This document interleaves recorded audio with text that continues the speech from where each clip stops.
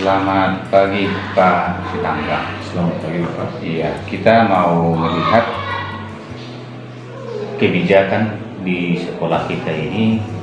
Kita harus sama-sama memahami. Ada seperti analoginya Pak. Di sebuah sekolah ada penugasan seorang kepala sekolah yang baru. Kemudian pada saat awalnya itu kepala sekolah itu menggagas atau menemukan raport atau hasil penilaian daripada guru terhadap siswa.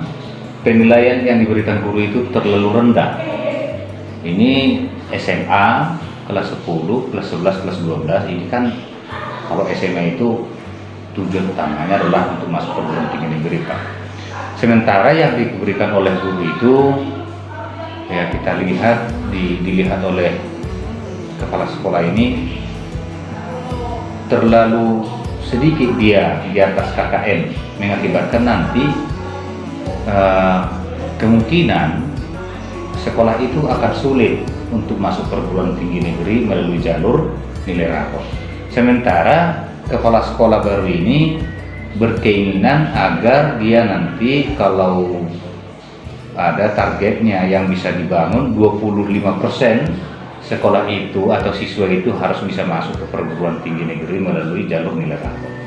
Karena kepala sekolah ini berkeyakinan jika jumlah daripada siswa yang masuk perguruan tinggi negeri mencapai 25%, maka tingkat kepercayaan masyarakat pun akan semakin meningkat kepada sekolah itu. Ya hasil ya karena sudah rasa percaya masyarakat tinggi kepada sekolah itu, maka penerimaan peserta didik baru tahun ajaran baru menurut kepala sekolah baru itu akan meningkat. Jadi yang menjadi pertanyaan kepada Bapak pada saat wawancara ini, saya meminta kira-kira keputusan kepala sekolah yang seperti apa yang cocok di sekolah itu Pak untuk menangani kasus ini. Karena Bapak sebagai guru di sini pasti sudah tahu bagaimana otoritas Bapak, kemudian integritas Bapak dalam menilai. Ya kalau memang semua pembelajaran sudah Bapak lakukan dengan baik, kemudian data-data penilaian atau dokumen-dokumen tugas siswa pun sudah Bapak miliki, lalu apa kira-kira menurut Bapak layak seorang kepala sekolah itu mengintervensi pemberian nilai yang Bapak buat gitu. Jadi di sini kira-kira bagaimana lah yang menurut Bapak yang cocok Bapak ajukan kepada kepala sekolah itu agar keputusan yang diambil itu jangan sampai mengalami dilema etika ataupun bujukan moral. Nah, jadi kira-kira seperti apalah yang bisa Bapak sampaikan kepada kepala sekolah itu untuk menangani itu. Silakan. Baik, terima kasih kepada Bapak Kepala Sekolah. Yang perlu kita garis bawahi di sini permasalahannya masuk perguruan tinggi negeri Bapak ya. Jadi tentu nilai yang diberikan guru yang terlalu rendah sangat mempengaruhi kelulusan masuk perguruan tinggi negeri.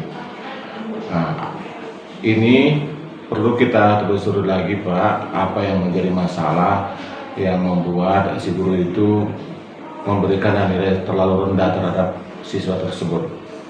Nah, kalau menurut saya sebagai guru, kita kembalikan kepada guru tersebut kompetensi apa yang sudah mereka berikan sehingga mereka memberikan nilai rendah terhadap siswa. Tentu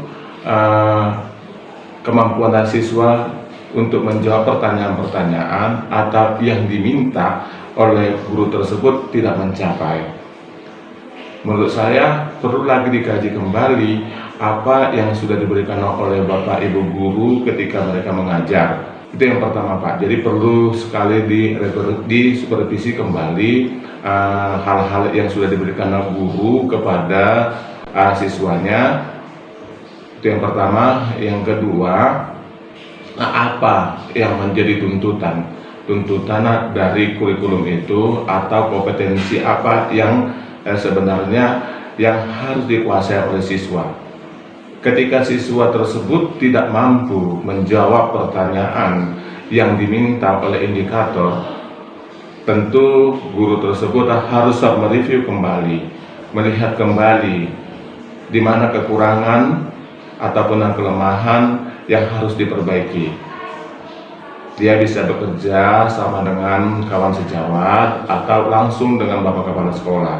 Itu saya rasa yang paling bijak daripada kita meminta langsung untuk menambah nilai. Karena kalau kita suruh mereka menambah nilai, itu sama dengan mengintervensi nilai yang sudah dia buat tanpa memperhatikan sudah sejauh mana yang guru berikan kepada siswa. Saya rasa itu dulu yang pertama yang menjadi pemikiran kita. Kemudian perlu juga diketahui Bapak, kepala sekolah juga harus bisa memetakan kekuatan-kekuatan ataupun hal-hal yang bagus untuk diterapkan di sekolah itu menjadi modal yang pertama untuk menyelesaikan masalah hal-hal yang kurang dalamnya. Kemudian guru juga harus bisa melihat peluang-peluang yang ada di luar sana sebagai peningkatan kompetensi siswa. Salah satu yang membuat kompetensi siswa rendah karena dia tidak melihat dunia usaha yang ada di luar sana atau sesuatu hal yang berkembang di luar sana, Bapak, yang bisa menjadikan ancaman atau tantangan. Saya rasa demikian untuk sementara, Bapak. Terima kasih, Pak. Oke, jadi kembali ditanya atau dievaluasi cara guru mengajar gitu ya, Pak? Iya, supervisi, Bapak. Dilakukan supervisi, bukan berarti serta-merta langsung ada perintah naikkan 10 poin dari misalnya 70 poin menjadi 80 poin agar kita tercapai masuk jalur nilai rapot, bukan, karena terus terang itu akan melemahkan semangat siswa. Kepala sekolah sudah mengintervensi, ya udah biarkan aja dia yang memberikan nilai sesuai dengan keinginan dia. Kira-kira seperti itu, Pak. Terima kasih, Pak. Akan mengakibatkan guru menyerahkan sepenuhnya nilai itu kepada Bapak Kepala Sekolah karena dia yang langsung memerintahkan.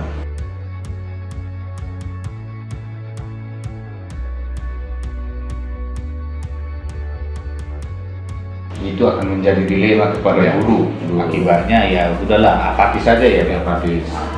Jadi harus dilakukan evaluasi terhadap Guru tersebut. guru secara sistematis. Semua guru yang studi dievaluasi. Kemudian yang Bapak usulkan tadi, guru kepala sekolah perlu melihat tingkat kesiapan sekolah secara keseluruhan. Iya, itu Pak. iya. Tingkat kesiapan apa aja nih Pak? Tingkat kesiapan standar Iya. isi, standar Isi. pendidikan lah ya. Standar pendidikan. 8 standar pendidikan. Artinya di sini kepala sekolah itu bukan juga serta-merta langsung mutlak menyuruh guru menaikkan nilai, tetapi evaluasi terhadap 8 standar pendidikan di sekolah, penerapan 8 standar pendidikan di sekolah gitu ya Pak. Iya. Nah berarti di situ Bapak harapkan bukan menyuruh atau merintahkan guru dan studi menaikkan nilai, tetapi kepala sekolah lebih baik melakukan evaluasi di sekolah. EDS ya Pak? EDS. Oke, terima kasih Pak. Jadi menurut Bapak, jika ini yang dipaksakan oleh kepala sekolah, salah satu tadi dilemanya bagi guru adalah apatis, tidak akan meningkatkan kinerjanya. Kepala sekolah, guru-guru bisa dikatakan bahwa ya udah Bapak aja yang menilai. Nah, mereka malas, tidak mau menemukan masalah-masalah yang muncul, termasuk untuk mengevaluasi dirinya sendiri. Nah, guru merasa dirinya tidak begitu diperlukan, dia hanya sekedar mengajar dan memberikan nilai sesuai dengan perintah dari Bapak Kepala Sekolah. Kemudian sebenarnya jika itu tetap dipertahankan oleh kepala sekolah ini, bagi kepala sekolah ini apa yang menjadi dampaknya Pak? Dampaknya Iya, bagi kepala sekolah, bagi guru tadi memang udah apatis saja lah, udahlah kepala sekolahnya kasih nilai. Kemudian cukuplah kami hanya mengajar, melaksanakan tugas apa adanya, tidak ada lagi upaya untuk membuat siswa ini benar-benar punya kompeten. Tapi ya udah yang penting kita make up atau markup aja nilai gitu ya Pak. Iya. Jadi apa yang menjadi dampak bagi kepala sekolah? Bagi kepala sekolah, ya ancaman ini Pak, ini ancaman serius bagi sekolah karena semuanya dianggap struktur terstruktur untuk tak memberikan kebohongan kepada publik, termasuk kepada pemerintah. Nah, kalau hal ini dibiarkan terus-menerus, ini tentu mempengaruhi mental guru, termasuk yang paling berdampak adalah siswanya. Siswanya. Jadi siswa juga merasa terbohong ya, terbohong atau dirugikan. benar. Terima kasih Pak atas kesempatan ini. Semoga nanti wawancara ini bisa menjadi referensi bagi sekolah kita dalam pengambilan keputusan yang bijaksana, yang bisa menghindari dilema etika dan rayuan moral. Terima kasih Pak atas kesempatan ini. Selamat pagi.